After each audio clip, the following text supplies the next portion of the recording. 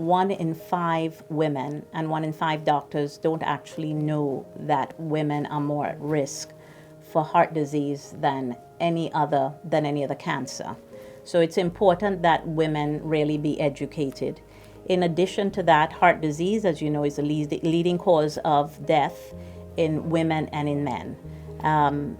Women above the age of 35. Below 35, it's mainly accidents and things like that.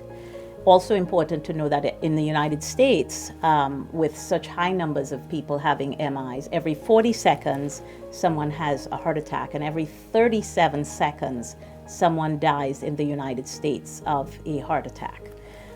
Some other statistics: 1 in 5 heart attacks are silent. So you actually could have a heart attack without knowing that you've had a heart attack. 25% of people having a heart attack actually don't make it to the hospital because they don't have a plan in place and move quickly to get to the hospital. Many people who have high blood pressure, it's known as the silent killer, don't actually know that they have high blood pressure. So it's important to know your numbers, to know whether you have high blood pressure or not, and to take care of it.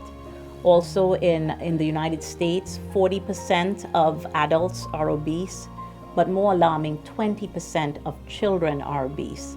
So we really need to educate women so that we can prevent our children who are becoming more and more obese not to become more obese adults and increase the incidence of heart disease even more. They're going to put themselves up to have more risk factors for heart disease.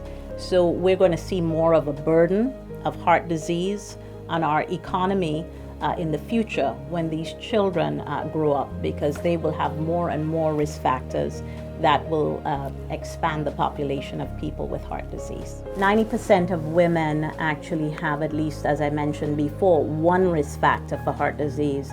So that's why it's so much more important for us to really reach out to women and get to them before they develop either more risk factors or they develop heart disease.